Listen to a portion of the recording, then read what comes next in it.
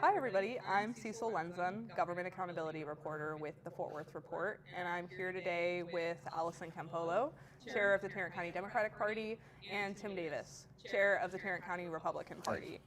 And we're here today to talk about voting and local elections. Tarrant County's March 3rd primaries drew unusually high voter turnout, with Democrats outmobilizing Republicans for the second time in recent years and outpacing even their party's statewide turnout. We're here to talk about what that means for the future of Tarrant County, and I like to start by addressing the elephant in the room, and today that feels like Democrats. Democrats have been saying there's a blue wave coming for about 30 years. Yes. Since we lost the state, Yep. Is it here? I think so, and obviously we'll know when the general election gets here, right? We can't predict the future, but we've never seen engagement like this amount in recent history, and the fact that we saw this higher engagement in November in a constitutional election with the SD9 race, and then the runoff, and then again in the primary, and they all said Democrats were going to stay home on Tuesday, Election Day, because that's typically a higher Republican day, and they did not stay home, in large numbers did not stay home. I think we're repeatedly showing people that Democrats are ready to show up, and I definitely think the blue wave is here. Yeah. Tim? No, she's wrong. One of the things I appreciate about Allison is her enthusiasm for all of this, but I don't think we're seeing this reflected in the numbers that we're reviewing. I mean, when you compare numbers to numbers, of course, they had more voters in their primary than we did in our primary. I mean, that's just obvious. Math is math. But when we talk about a blue wave, that's a different thing, because now we're talking about the general election. And Allison's already mentioned you all haven't won in the state in 30 years, in Tarrant County in how long?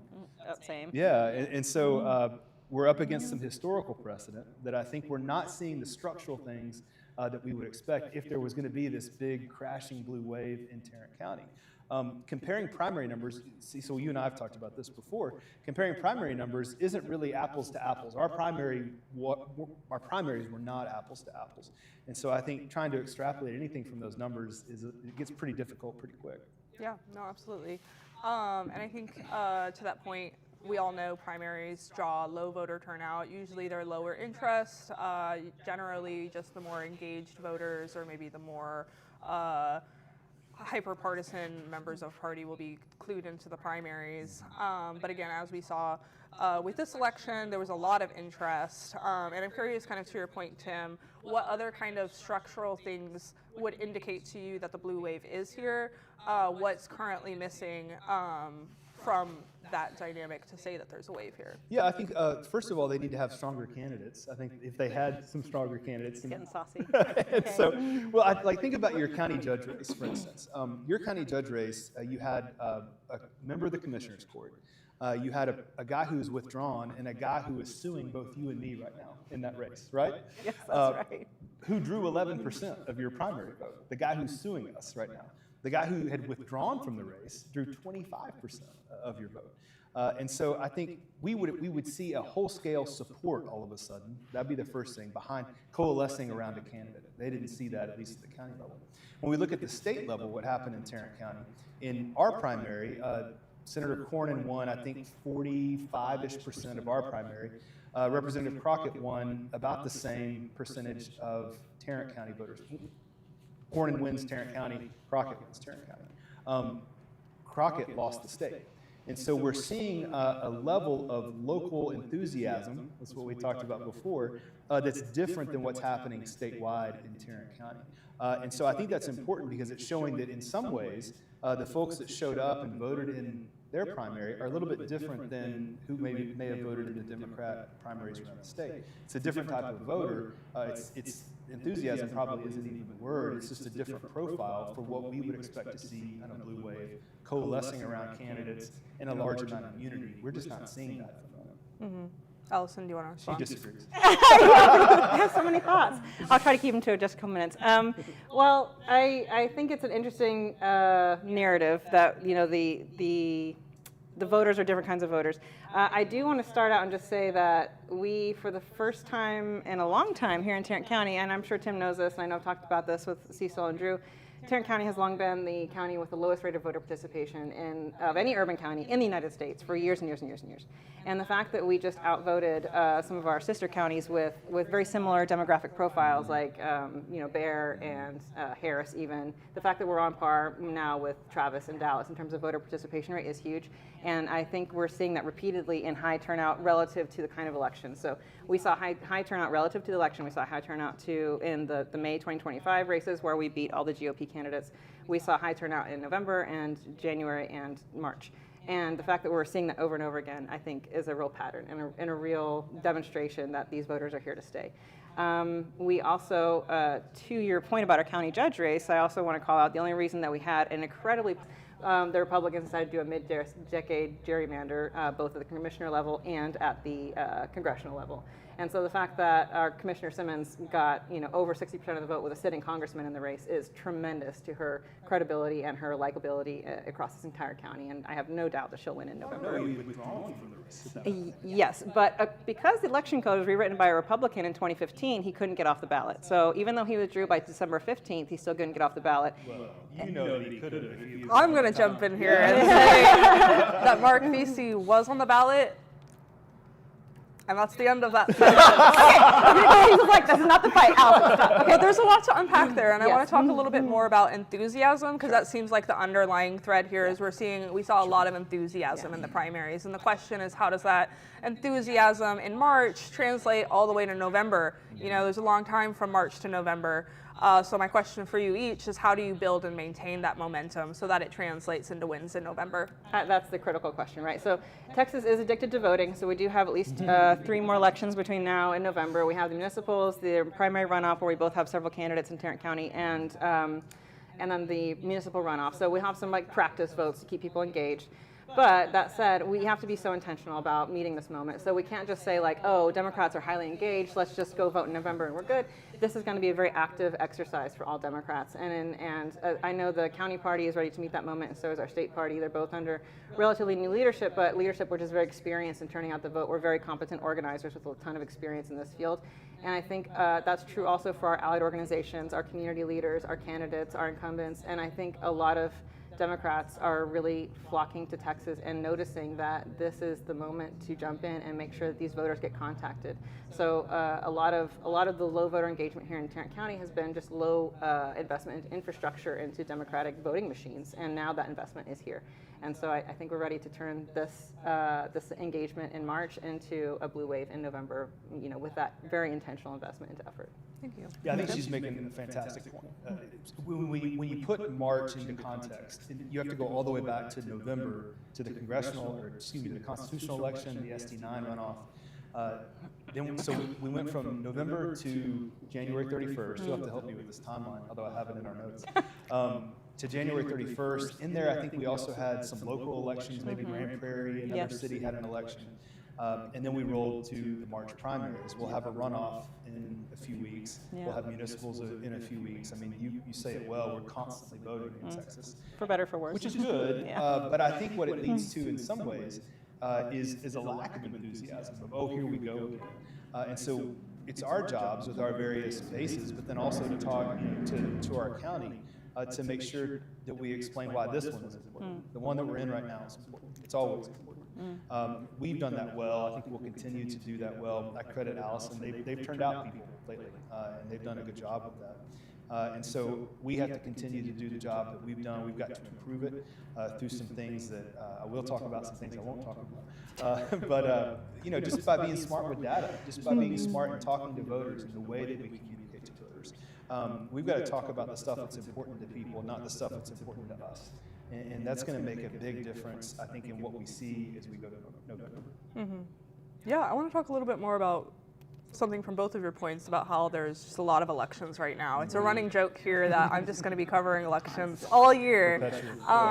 But Allison, you're saying all these elections can help keep up the energy, and then Tim, you're saying it can also lead to burnout. And I think both points can be true. I agree. And kind of to that point about driving the energy, I think with Texas Senate District 9, obviously that was a very high-profile race that drew a lot of attention across the country, spurred a lot of energy here in Tarrant County after Senator Rametz pulled off a Democrat win in a historically GOP stronghold.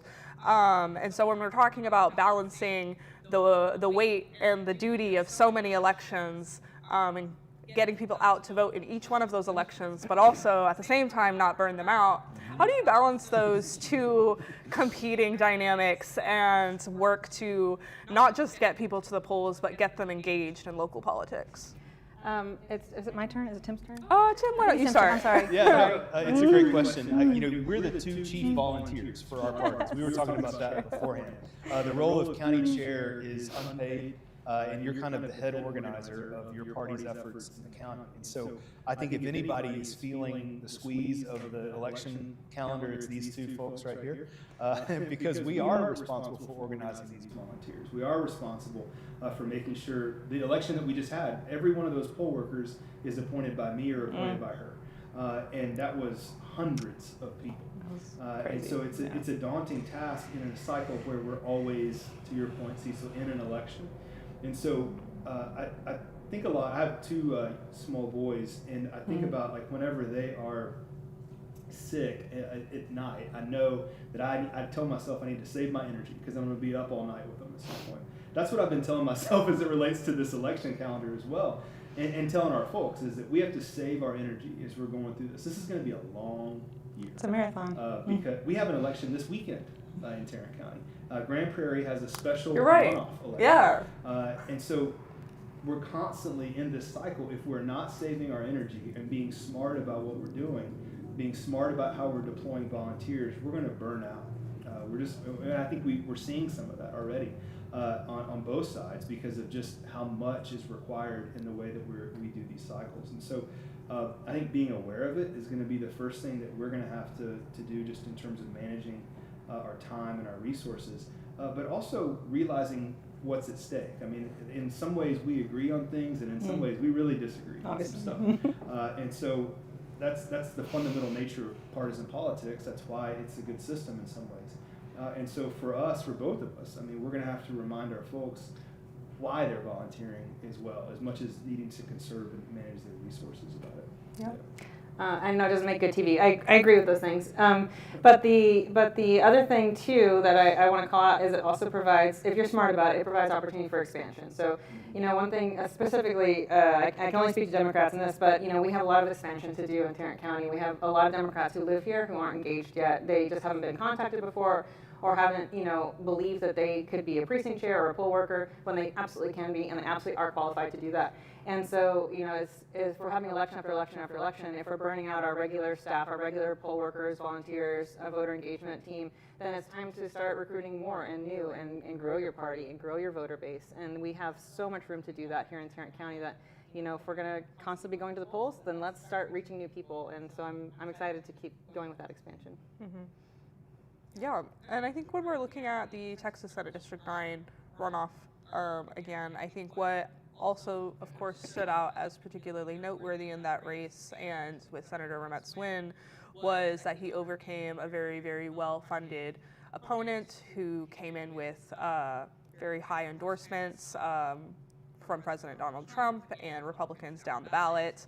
And we didn't see as strong of an upset in terms of campaign finance here in the primaries. Of course, the parties weren't competing against each other yet. Yeah. But I'm curious kind of how those two elections are shaping or changing how campaign finances impact Tarrant County elections and how you're each factoring that into how you approach November.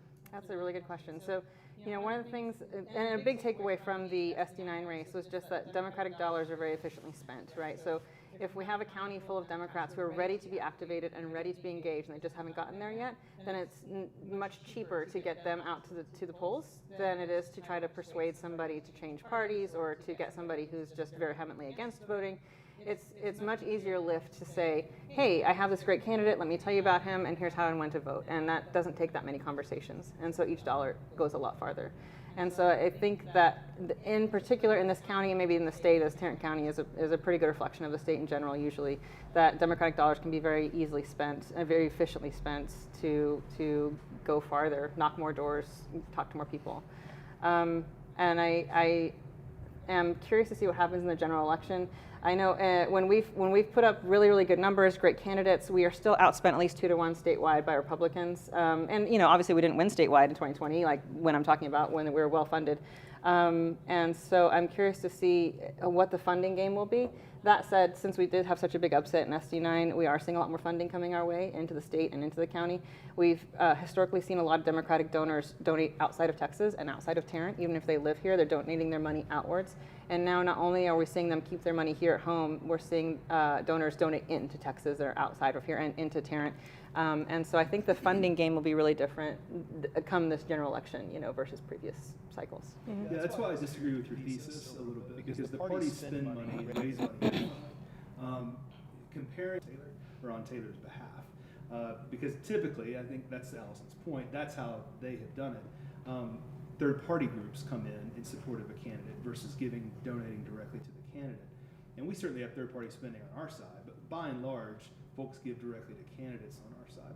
And so I'm curious to know, and I haven't done that research, I'll leave that to the journalists, how much money was spent on Taylor's behalf as compared to how much money was spent with each other. And so that the thesis of yours that I'm hearing that I'm disagreeing with is that she was outspent 2-1. I don't think she was. Now, that said, I think Allison is right again. We're making terrible television today. Just about the way, because we've had the same effect with SD9 as they have. That, though it was a loss, was a huge enthusiasm builder for us. And it was a huge awareness builder for us as well. Senate districts in Texas are so important. We actually have fewer state senators than we do members of Congress in Texas. They're very important positions. And so for us, if there was a silver lining that came out of what happened in January, it was an increase in enthusiasm and an increase in awareness for those particular positions. But we think of that election all the way back in November when Republicans won it. We just had 2 Republicans in the race versus Allison had 1 candidate in the race. And so I don't think it's a hair on fire moment, but it's certainly something that got our attention. They needed to do in that race and then some to turn out. Yeah, no, I think that's a really good point that in November, the Republican Party did, pull more votes than the Democratic side. And I want to talk a little bit more about that, particularly in terms of party unity. I know we've talked a lot about party unity, I've talked with both of you about this topic. And there's a lot of concern about whether or not Tarrant County's parties are united, not with each other, opposingly united. Particularly as there's this kind of intense attention on Tarrant County this year during these elections. Will it swing red again? Will it go blue? Or is it still purple? And so I guess I lost my train of thought. Party unity. Party unity, yes. Thank you. And so to that point, Tim, I know you've told me repeatedly that the GOP is united. But we also saw, again, party infighting during the primaries on both sides. And then, to your point, you won in the first round of the SD9 race, but then lost in the second.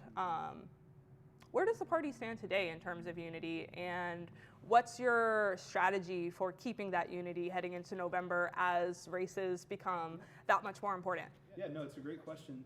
Let me just... Of course we saw infighting in the primary. That's what a primary is. We have different candidates vying for our nomination. So certainly there's going to be, you probably agree with me on this. I both love and hate our primary. It's the biggest family fight that there is. And we're in charge of it. We run it. It's our election. It's our election. Yeah. That's right. And so that's not a surprise to me. I guess that there was a squabble in our primary. What the unity point that I'll make about Tarrant County. The Republicans coming out of our primary, we thought that we would, just by virtue of having multiple candidates in the race. We don't have any local runoffs in Tarrant County. So to me, that's just an objective factor of my party is organized behind our nominees.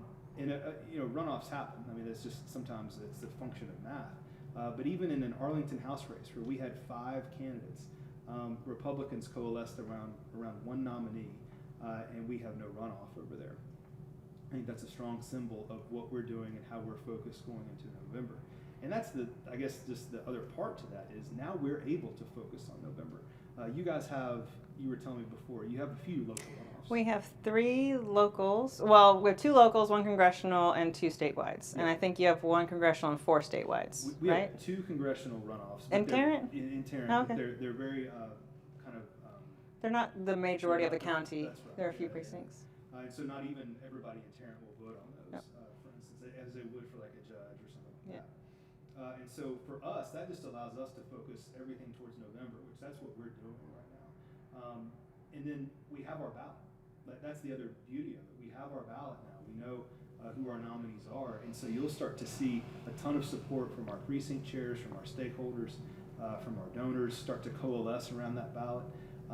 Because it's just this election, we say this every time, it's too important. It's the most important one that we'll have. It's too important for us to get distracted by that stuff. You talk about SD9, and so I'll briefly hit on that just before I quit talking. But I don't think that what we saw in SD9 on January 31st was a function of a party dispute at all. I think it was a function of election fatigue stuck in this timeline that we've talked about. I think it was a function of, at least in the parts of the county that I would drive around, I'm curious what you would say about this. I saw a Lee sign in the run-up to January 31st in the midst of a bunch of signs for the March primary. Yeah. And I think there was a lot of voter confusion, which is ultimately, the responsibility of candidates, the party, campaigns, whatever, to make sure that we had educated, no, there is an election this Saturday, and it's one race, and you need to go turn out. And I think there was some voter confusion about what's going on the 31st, and is this just going to be on the March primary, because for both our candidates, they were then again on the primary in March.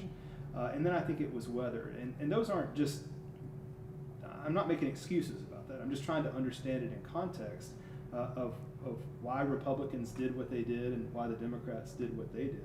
It wasn't a reflection at all, I don't think, of a lack of unity on our side.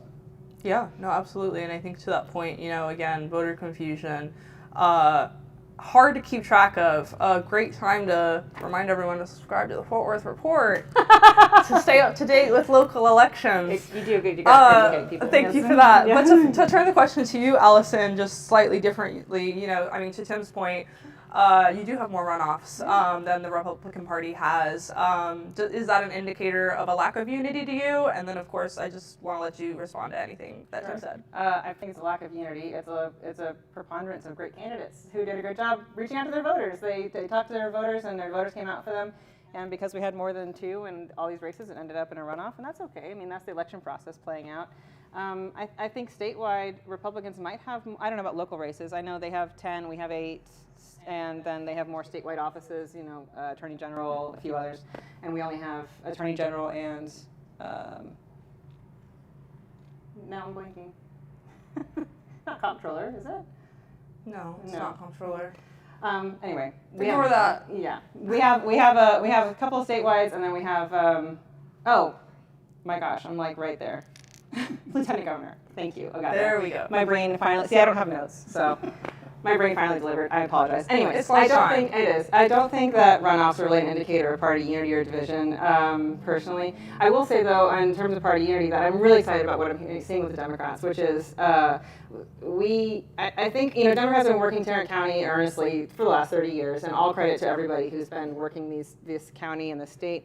I know a lot of Democrats really got invigorated after President Trump was elected the first time in 2016. We saw a really big backlash and a tremendous growth of Democratic infrastructure and investment, and like clubs jumping up, more candidates signing up to run, more volunteers raising their hand to help. And I think it took the county a couple minutes to kind of find its footing between all these new, very dedicated volunteers and clubs. And we're really feeling that unity now. Like, not everything is perfect all the time, but I really see a much more clear coalition of Democrats working together cohesively, even if they're on slightly different parts of the Democratic spectrum, more progressive or more centrist. They are found a way to work together and for the greater good, and we're going to really be bringing that forward in May and in November to get our candidates elected. Mm-hmm. Yeah, and I'm kind of glad you bring up the point about kind of these different interest groups starting to become much more engaged and interested in local elections. I think particularly after, again, the Senate District 9 election and just throughout primary season, we saw a lot of officials within the Republican Party urging people, the Democratic Party as well, but I feel like more so on the GOP side, urging people to get engaged in local politics, to try to help keep Tarrant County red through getting involved in school boards, city councils. And I guess my question is, how does political activism help each party, and how have kind of hyper-partisan groups such as, like on the GOP side, I think of True Texas Project, or on the Democratic side, I think of the 817 Gather, how kind of some of these more partisan groups entering the scene, how that changes in this year particularly? Is that Tim? Is it me? Okay. Well, you start, Tim. Yeah, happy to. If I'm understanding your question, how do partisan groups help with our political process? Is that kind of the increased attention from these partisan interest groups becoming more engaged? Another example, Mercy Culture Church, kind of getting more people involved in local politics in a way that we haven't really seen so publicly. is that if we had 100% voter turnout, we would both love that. I would love that. If everybody came and voted and then we had an election, that'd be great. So I think these groups are really good for that. I think they're good for turning out the vote. I think they're good for raising awareness of issues. And again, I'm sorry to do this. I just disagree with your thesis that is a negative thing or could have a bad. Oh, I'm not saying it's negative. Yeah, I'm just asking how that changes the conversation. I don't know that it does. I think it just leads to a better conversation in a lot of ways, because I think and I'm not familiar with the group that you mentioned on Allison's side. Just probably she's not familiar with the group on mine. But I think those are good things. Those are good groups to bring awareness to issues, to bring volunteers to the things we were talking about. I don't think what I'm seeing in my tenure as chair, it's not leading to division.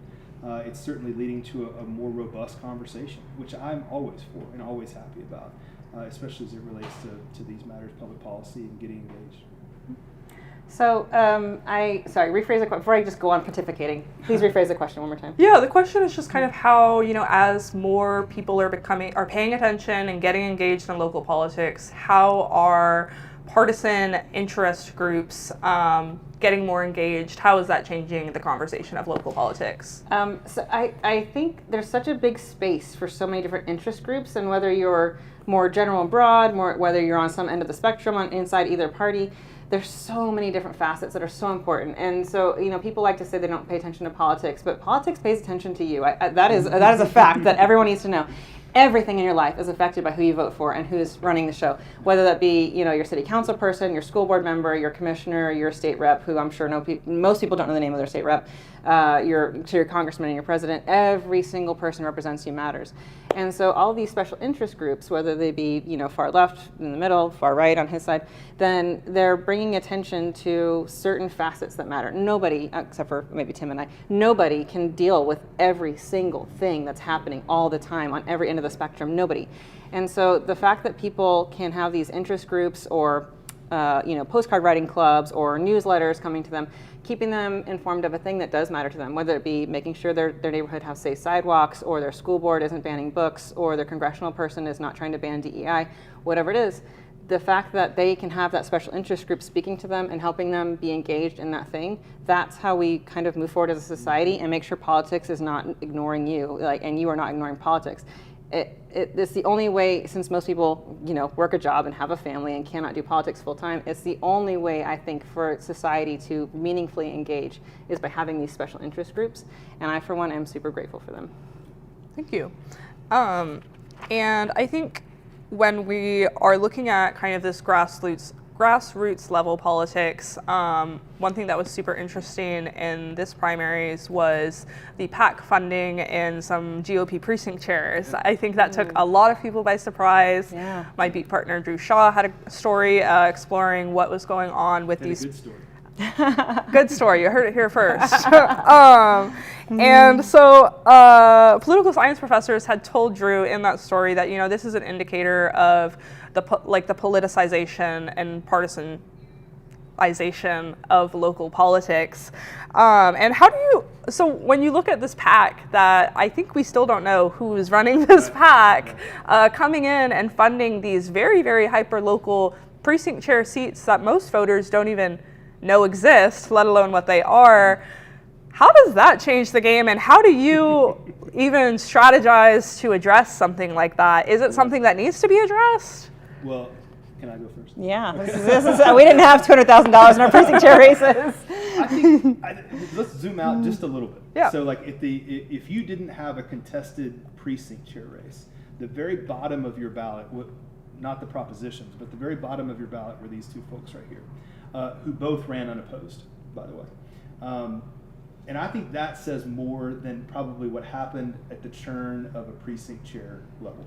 We had, I think, 10 precinct chairs contested out of 300 that we have. And we had 3 contested out of 300 that we had. yeah, and so, I mean, we're not talking about a huge percentage of a number of contests there. For sure.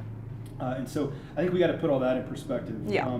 But it is fascinating to me, we were talking about this before, that it appears that $200,000 was spent by this PAC on these 9 or 10 races, I think half of which they didn't even win. And so is that in terms of who they were supporting. That's wild. That's a strange thing. Yeah. And I don't have any answer for it. I don't know, to your point, we don't know who that was. Yeah. We don't know where it came from. We don't know what their objective was, other than it appears that they didn't achieve it in some of those races. Yeah.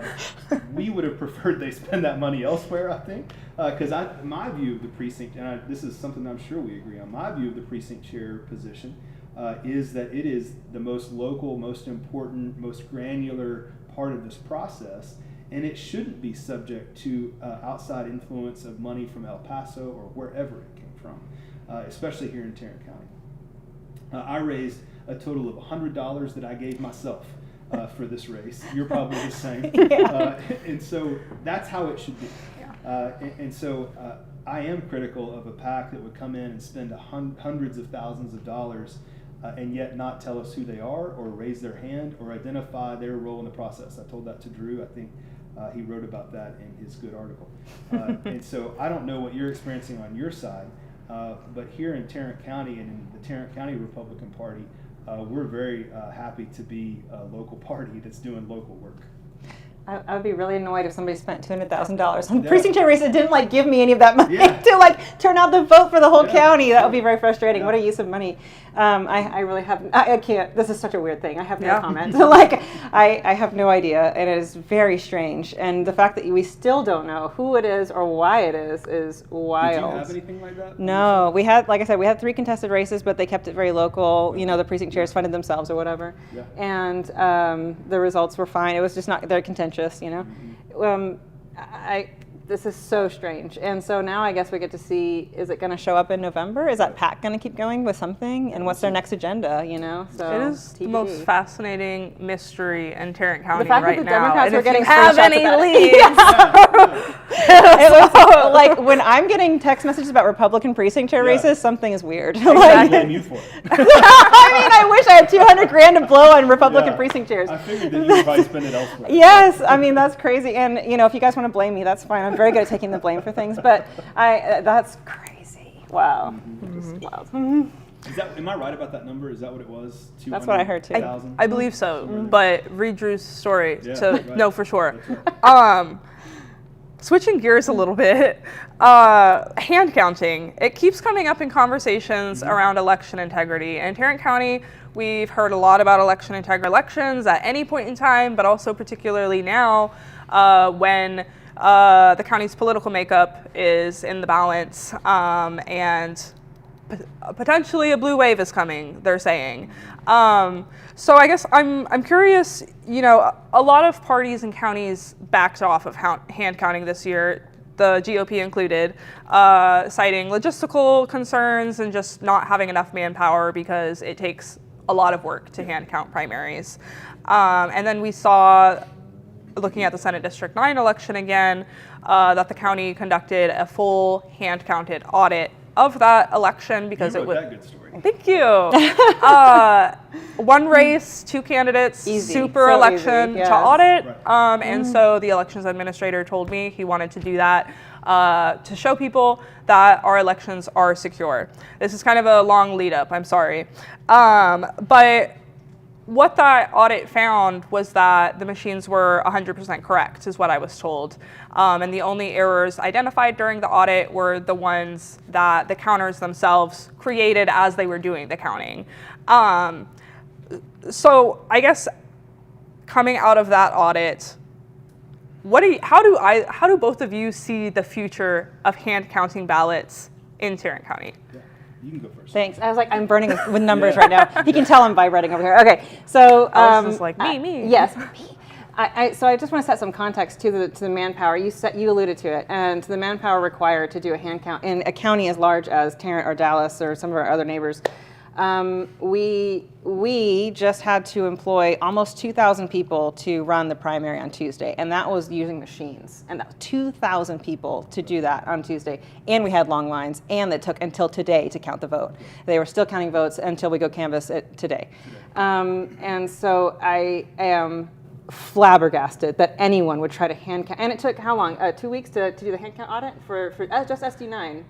Like a few 11 days. Thank you. Yes. Is what I was told. Thank you. And so the fact that anyone would try to hand count, we had 336,000 ballots on Tuesday? No. And we're going to have how many in November? Absolutely not. And not only will it cost insane amounts of money and require enormous human cost, the errors, it'll be riddled with errors. We're just not machines. We're literally not machines. And as we saw in the SD9 audit, our machines that we used to use our Tarrant County elections and count our ballots are very good. They service them all the time. There's public testing before every single election to make sure those machines are good. And there's absolutely no reason to try to hand count something as large as, or ever, but certainly not something as large as what was happening here in Tarrant County. I think we also saw in another county in Texas, they missed the deadline. They tried to hand count the count on one of their primaries, and they missed the deadline because they had 24 hours to give them preliminary numbers, and they completely missed that by days because they're trying to hand count in a small county. And so personally, I'm grateful that the hand count audit happened in SD9. I think Clint did a good job doing that, and I'm grateful that our ballot board, without any notice on both sides, recruited enough people to do that hand count audit. I do wish maybe there had been more heads up to the Commissioners Court or to the election board that we had because we appoint the ballot board. But in general, I am very, very grateful that we got this assurance that our elections is run so smoothly and that the machines work so well. And I'll stop pontificating now. Sorry, Tim. No, I apologize. I agree. I think there's a lot of good news around this topic from what came out of that. I'll say, maybe it's pontificating, but maybe it's not. I'm for any system that's going to be secure, that's going to be accurate, that's going to be fair and understandable. If that's hand counting, then so be it. If it's beans in a jar, then so be it. If it's everybody raise your hand, like come downtown and raise your hand, then so be it. And so my main concern is not the method of the counting, but it's those things. And that we can, to Allison's point, timely report when we're done with the election. I'm aware of 3 counties that did a hand count of at least partial, or you might know better than me, maybe the whole primary this last time around, and 2 timely reported. They're small counties, though. The third, as Allison has mentioned, was a little bit late in their reporting deadline. That's a concern, because I think we owe it. We talked about candidates a lot today. We owe it to our voters for those things that I talked about, but we owe it to candidates who have given of their time, their treasure, time away from their families for months at a time to finally give them a result at the end of that election. And so I think about our candidates through all that process as well. That said, I'm happy that we did a full hand count audit of SD9. And it was probably a good time to do it because there was just one race on the ballot. And we were able to see that what Allison said is correct. that there was an accurate report there. I don't have the tremendous amount of confidence in machines that she might, but again, when I think about how we're going to tabulate and how we're going to report in a county like Tarrant, which is all I think about, I don't have to care about the rest, do you? Don't think about the other places, yeah. Those are the concerns that I have and the things that I think about. Yeah, absolutely. And I'm not 100% sure off the top of my head if we've passed the deadline for the elections administrator to request a full audit of the primaries, but just for the sake of the conversation, is that something that either of you would be interested in? It happens by law anyway. The They do a partial one, partial but audit. not the full Yeah. one. Oh, you're saying you think he may Full request Right. a count full audit? hand count of Oh, I would everything? be, that would be. What would that look like to each of you? How many of- votes? And we had triple that on Tuesday, and it took what, 40 ballot board well, and they're not volunteers, they don't get paid enough.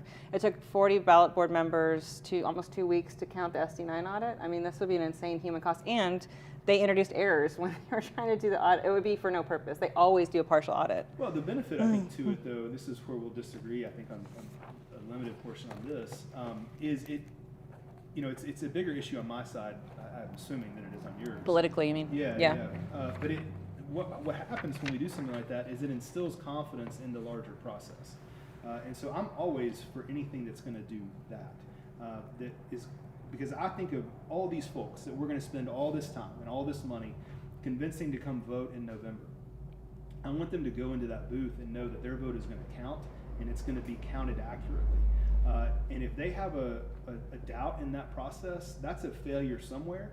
And it's a failure that I want to try to alleviate as much as we can in the Republican Party.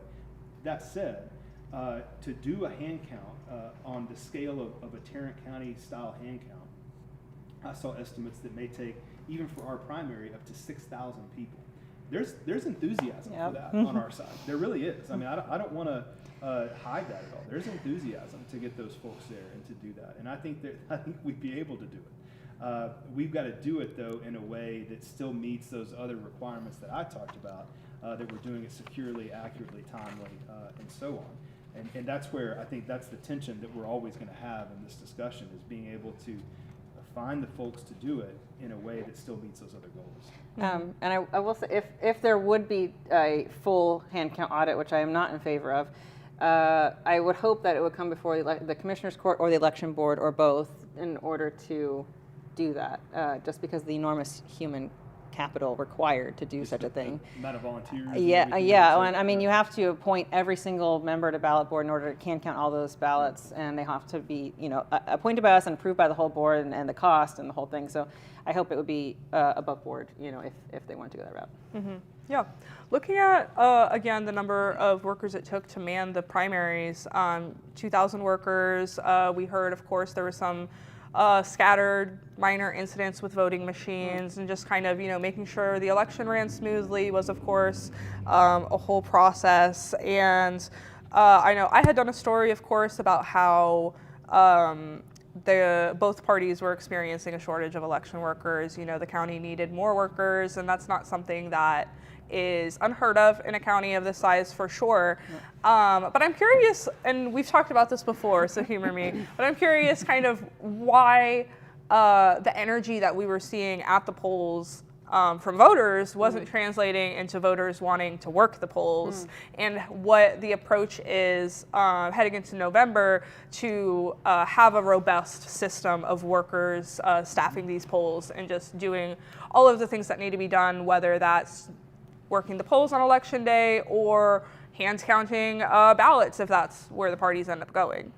I'll let start. I think I took the last one. Yeah. So we're probably the only two people in this room that have worked at a poll. And if I'm wrong about that, apologies. If you've never done it, those folks are my heroes. That's because hard. it is a long day. You start at about 5:30 when you show up at your polling location to unlock the door. Literally, that's what they start with. They unlock the door. Those election judges have the power of a district court judge in the state of Texas. That's how important the role is that day in that location. And then they stay there until polls close, which isn't always 7 o'clock. Oh, It's no. when those folks who are in line at 7 o'clock finally make their way through the voting booth. And then their work really begins as they start calculating, or not calculating, but I guess gathering all of the results of the ballots.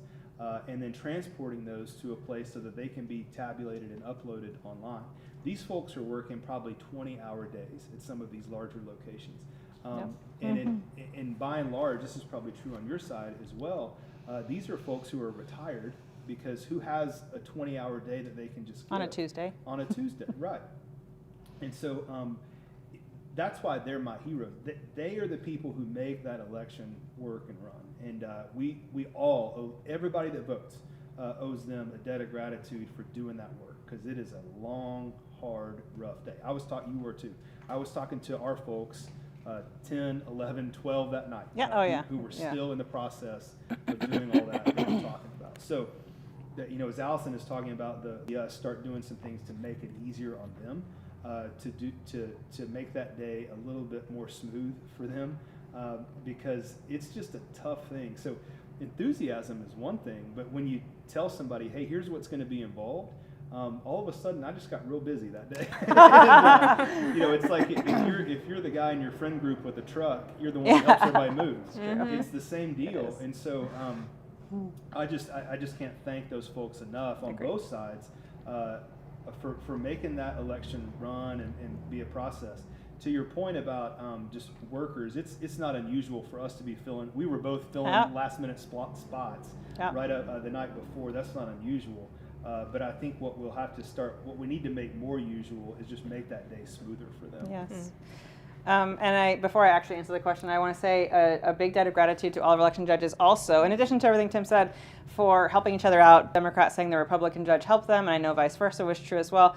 And so if you didn't vote on election day, it's different from early voting. Yeah. So it's two separate primaries held in the same room. So a totally separate staff, a totally separate set of machines, totally separate lines, everything.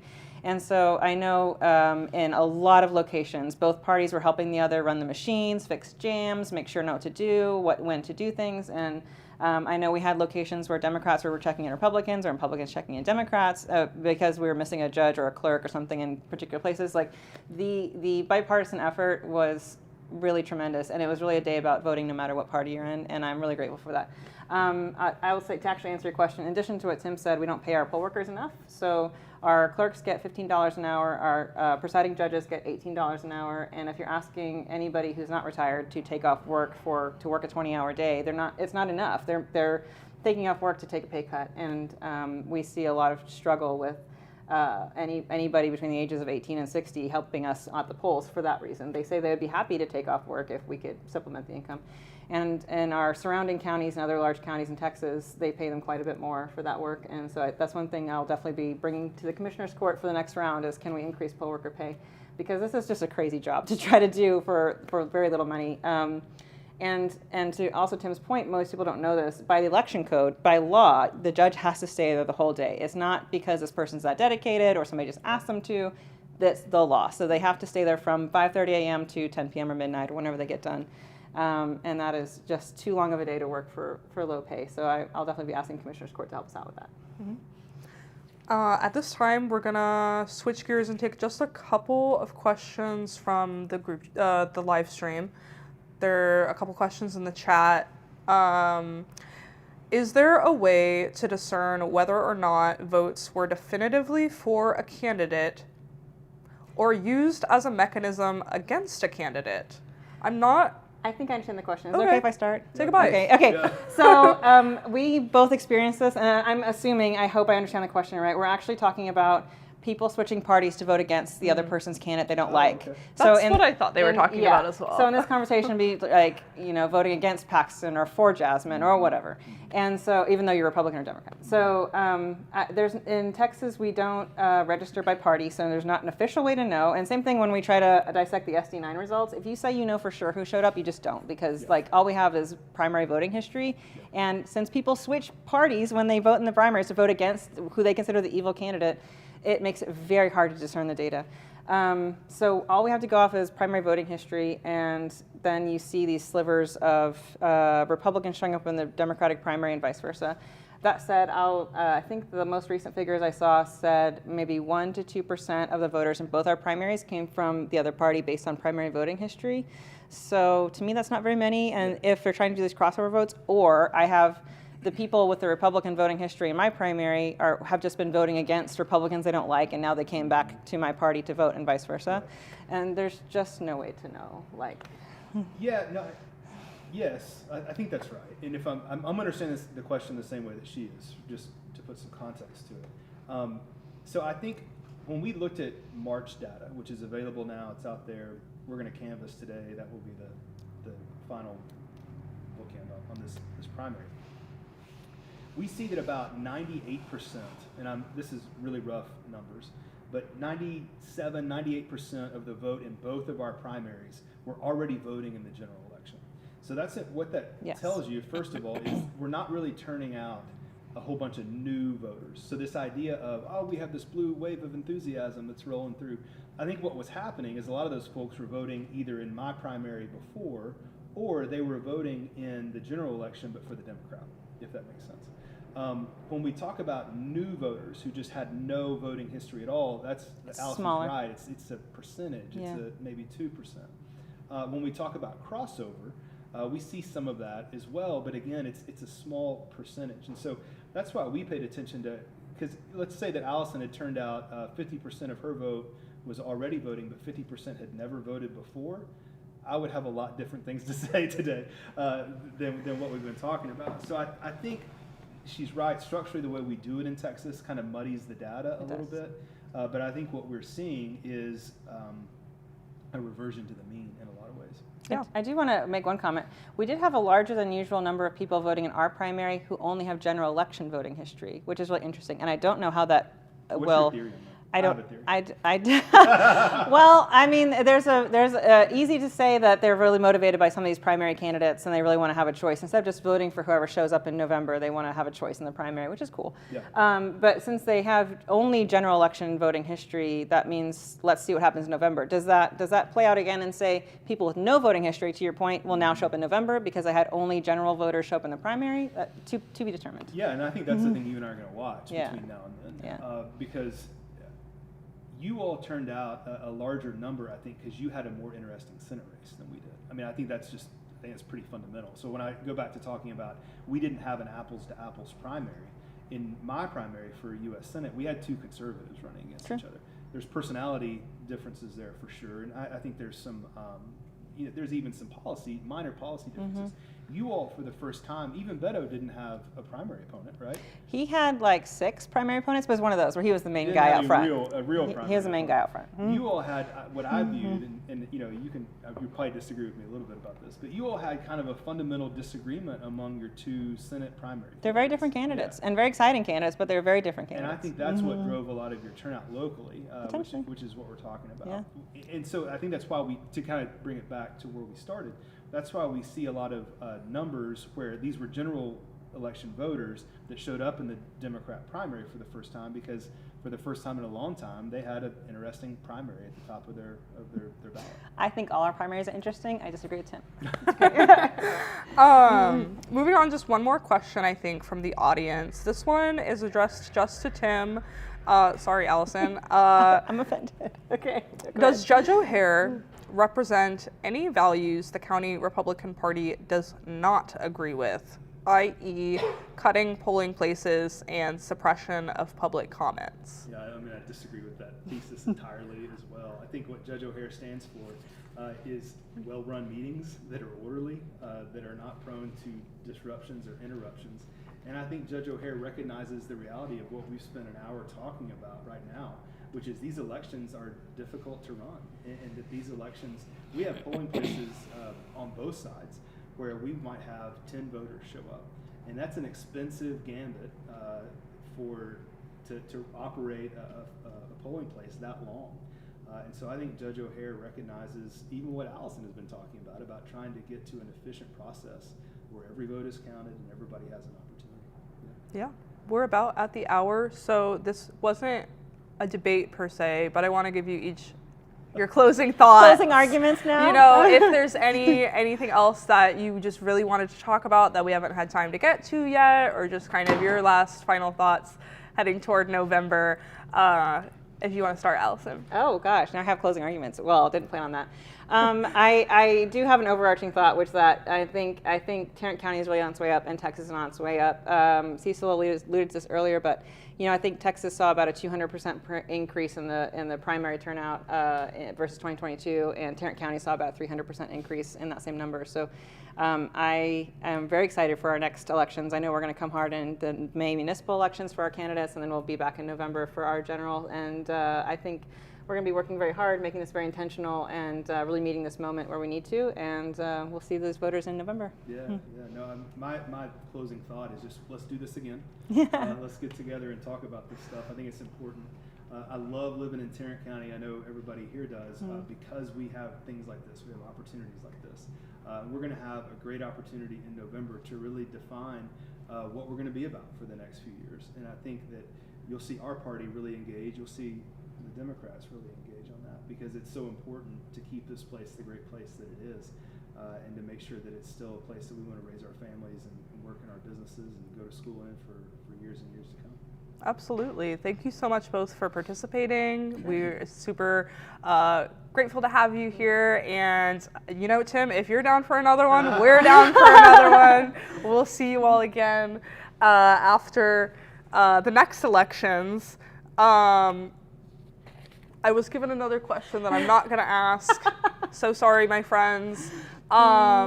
And then my beat partner, Drew Shaw, will have a written recap of this conversation on our website.